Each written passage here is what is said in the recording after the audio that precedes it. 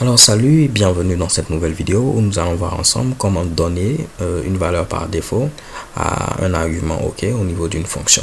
On l'avait déjà vu de manière brève lorsqu'on testait un peu ISX, OK, mais on verra cela un peu plus en détail.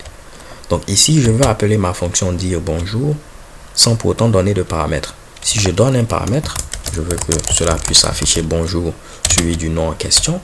Mais si je ne donne pas de paramètre, je vais afficher ici bonjour boss, OK. Voyons voir ce qui va se passer si je ne donne pas de paramètres. Je valide et vous voyez bonjour undefined. C'est-à-dire que lorsque je ne donne pas de paramètres, c'est pas comme dans d'autres langages où cela aurait généré une erreur et ainsi de suite.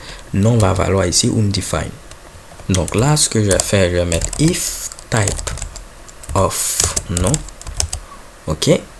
Parce que par défaut, si vous faites par exemple type of suivi du nom d'une variable qui n'existe pas, par exemple, je mets ici ceci. Vous voyez, il vous retourne undefined. Donc, je vais dire si le type de nom est différent de undefined, alors tu vas m'afficher bonjour suivi du nom en question. Dans le cas contraire, tu vas m'afficher bonjour suivi de boss. Donc, je mets ici bonjour boss. Donc là, normalement, il doit m'afficher bonjour boss vu que nom sera ici undefined. J'actualise et vous voyez bonjour boss. Par contre, si je donne ici un argument, je mets ici honoré, il va m'afficher bonjour honoré. OK. J'aurais pu même faire ici var nom égal en utilisant les ternaires. Donc je vais tout simplement couper ceci. Je mets un point d'interrogation. Je mets non. Dans le cas contraire, on met ici boss. Donc là, ce sont les ternaires.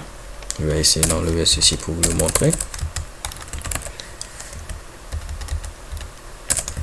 En gros, ce que je dis, c'est quoi? Si le type est différent de undefined, au niveau de la variable non, on va mettre comme valeur ici non. OK?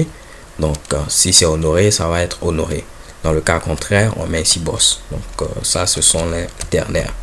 On met quelque chose qui peut être true ou false, donc un booléen. Si c'est true, on fait ce qui est ici. Si c'est false, on fait ce qui est après le deux points. Donc, nous, dans notre cas, on fait une affectation. Donc, si cela est true, alors on va prendre non, on met au niveau de non. Dans le cas contraire, on met boss. Donc, vu que j'ai mis honoré, le type of est différent de undefined. Donc, on va mettre ici au niveau de la variable, ici, honoré. Ce qui va faire qu'on va afficher bonjour honoré. Je viens ici, je vais tenter d'actualiser bonjour honoré. Et si je ne mets aucun paramètre, normalement, on doit avoir ici bonjour boss. Et shekebam. OK. Donc, maintenant, ce qu'on va faire ici, en lieu et place d'utiliser ça comme vous le savez, on aurait pu dire que on donne une valeur par défaut à non. Et ça, c'est disponible au niveau de ISX. OK. Tout ce que je vous avais montré, c'était disponible avant. Mais là, on peut mettre maintenant ici, la valeur par défaut ici, c'est boss. Et si je viens ici, on aura le même résultat, bonjour boss. Mais je peux donner maintenant ici un argument. Je mets ici, par exemple, honoré. On aura ici bonjour honoré. OK. Donc là, c'est un peu la base en ce qui concerne les valeurs par défaut pour les arguments. Mais libre à vous d'en apprendre davantage en visitant ici cette page-là. On va pourquoi pas prendre cet exemple avant de terminer, afin de faire un petit peu plus de pratique. Ici, vous voyez, on a deux variables A, B. Donc, c'est à peu près la même chose qu'on avait eu à faire. Mais cette fois-ci, je vais dire que B a une valeur par défaut qui est ici 1. Donc, si on ne donne pas de valeur à B, ce sera ici, par exemple, 5 multiplié par 1. Je viens à ce niveau.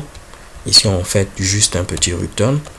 Donc, ce que je vais faire, c'est faire un petit console.log afin d'afficher ici ceci.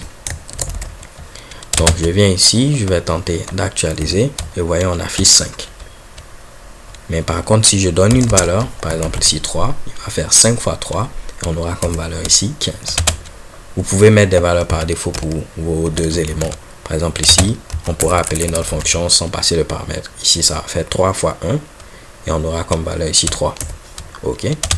Ce qui est important de retenir, c'est que les paramètres qui ont une valeur par défaut, il faudra les mettre à la fin, pas au début. Je ne peux pas, par exemple, faire ceci. OK.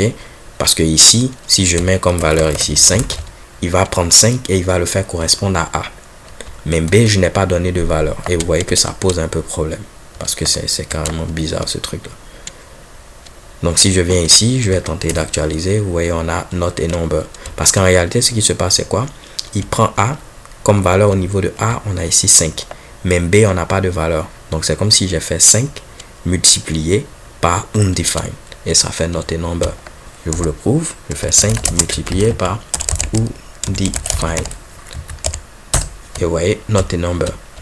Je vais afficher B pour que vous puissiez voir à quoi correspond B. Et je vais afficher A pour que vous puissiez voir à quoi correspond A. Je viens ici et vous voyez, au niveau de B, on a undefined et au niveau de A, on a ici 5. Donc, c'est bel et bien ce que je disais. Alors, les gars, c'est tout pour cette vidéo.